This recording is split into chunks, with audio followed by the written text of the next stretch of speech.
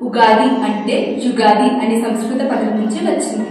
దీని అర్థం సంవత్సరం ప్రారంభం.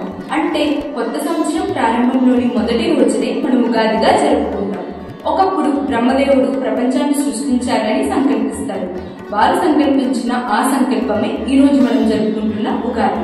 ఇప్పుడు ఉగాది గురించి కనులకు కట్టినట్టుగా చూపించడానికి మన స్నేహితులు వచ్చేస్తున్నారు.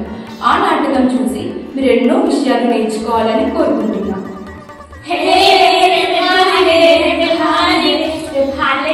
బాగా ఆడుకుందాం సరేనా? చాలా ఆటలు ఆడుకోవాలి. కబడ్డీ, ఖోఖో, తొక్కుడు బిళ్ళ అన్ని ఆడుకుందాం సరేనా? సరే, రేపు ఉదయాన్నే వచ్చేస్తే నేను కూడా ఉదయాన్నే వచ్చేస్తాను. రేపు ఉదయాన్నే అంటే నాకు కుదరదు. ఎందుకు? ఎందుకంటే రేపు పొద్దునే ఉగాది పండుగ కదా. మా అమ్మ పొద్దున్నే లేచి పూజ చేయించి ఉగాది పచ్చడి తినిపిస్తే కానీ బయటకు పంపించు. అవునా? ఉగాది పచ్చడి అంటే ఏంటి?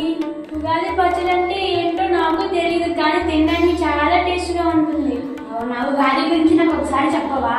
ఉగాది గురించి నాకు కూడా తెలియదు. ఇవన్నీ తెలియాలంటే మా అమ్మ దగ్గరికి వెళ్ళాలి. వస్తావా? సరే, వస్తాను. అమ్మా అమ్మా. ఏంటి ప్రసన్న అప్పుడే వచ్చి ఆడుకోకుండా? ఏంటి మౌనిక, బాగున్నావా? బాగున్నానంటే మీరు? బాగున్నానమ్మా. అమ్మ అదంతా కాదు, కానీ మౌనిక నన్ను డౌట్ అడిగిందమ్మా. ఏంటమ్మా? ఏంటంటే మీరు ఉగాది ఎందుకు జరుపుకుంటారు, ఆ పచ్చడి ఆ రోజే ఎందుకు తింటారు, ఒకసారి చెప్పవా అని అడిగిందమ్మా. ఏంటే నీకు ఉగాది అంటే ఏంటో తెలియదా? సర్లే చెప్తాను వినండి. పూర్వం బ్రహ్మదేవుడు మనకు వేదాలు రాస్తాడు. వేదాలంటే ఏంటండి? ఏమ్మా రాజేశ్వర క్లాస్ వెళ్ళలేదా? ఇవన్నీ క్లాసుల్లో నిద్రపోయిద్దమ్మా. మేము ఇక్కడ లక్షలు కడితే మీరు వెళ్ళి అక్కడ పడుకోండి. సర్లే వినండి. ఋగ్వేద, సామవేద, యజుర్వేద, అథర్వవేద ఈ 4 వేదాలు అంటాడు. పూర్వం బ్రహ్మదేవుడు వేదాలు రచించి యోగ నిద్రలోకి వెళ్తాడు. అప్పుడు సోమకాసురుడు అనే రాక్షసుడు ఆ వేదాల్ని దొంగలించి సముద్ర గర్భంలో దాక్కుంటాడు. అప్పుడు విష్ణువు మత్స్యావతారంలో వచ్చి ఆ వేదాన్ని తీసుకుని ఆ రాక్షసుని సంహరించి తిరిగి బ్రహ్మదేవుడికి ఇస్తాడు. ఆ బ్రహ్మదేవుడికి ఇచ్చిన రోజు చైత్ర శుద్ధ పాడ్యమి. అందుకే మనం ఆ రోజు ఉగాదిగా జరుపుకుంటాం తల్లి. ఉగాది అంటే యుగములకు ఆరంభం, సృష్టికి ప్రారంభం. అమ్మ, మనం ప్రతి పండుగకి పొద్దున్నే లేచి తలకి నూనె పెట్టుకుని తలస్నానం చేస్తాం కదమ్మా. ఎందుకు అలా చేస్తాం? భలే మంచి ప్రశ్న అడిగావు తల్లి. తలకి నూనె రాసుకోవడం అంటే లక్ష్మీదేవితో సమానం. మనం పోసుకునే నీళ్లు గంగాదేవితో సమానం. లక్ష్మీ గంగా కలయికతో మనం స్నానం ఆచరించడం వల్ల మనకంతా శుభ సూచకాలు జరుగుతాయని మన పెద్దల అభిప్రాయం తల్లి. ఉగాది పచ్చడి ఉగాది రోజు ఎందుకు తింటారండి మీరు? ఉగాది అంటే కొత్త సంవత్సరం కదా. కొత్త సంవత్సరంలో ఎదురయ్యే అనుభవాలు ఈ పచ్చడి ద్వారా మనం సూచిస్తాం తల్లి.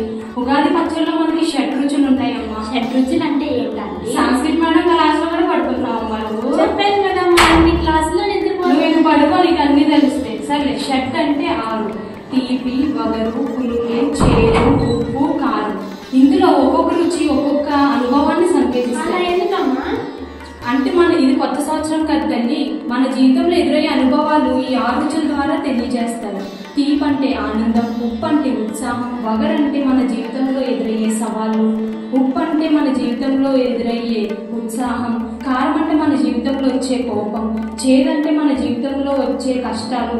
ఇవన్నీ ఒక్కొక్క రుచి ఒక్కొక్క అనుభవాన్ని సంకేతిస్తాయి తల్లి. అమ్మ, మనం ఆ రోజు ముఖ్యంగా ఏ దేవుడిని పూజిస్తాం? ఆ రోజు అన్ని దేవుల్ని పూజిస్తాం తల్లి. ఎక్కువగా మన కులదైవాన్ని పూజిస్తాం. ఇంకా ఏమేం చేస్తామమ్మా?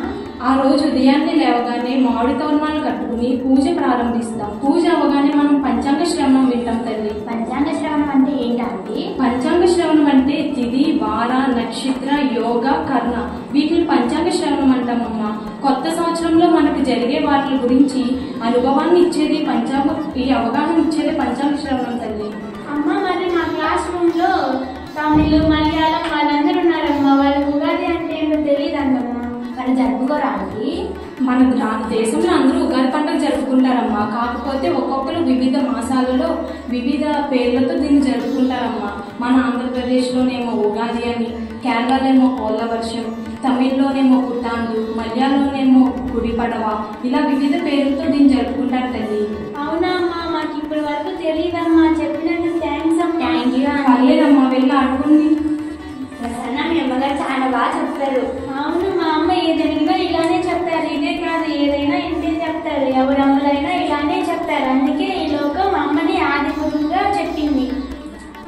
ఈ ఉగాది పండుగ ద్వారా మన జీవితంలోని ఆశలని, ఆశయాలని, ఆత్మవిశ్వాసాన్ని, సంతోషాన్ని, సంకల్పాలని మరింత పెంచుకోవాలని కోరుకుంటున్నాను.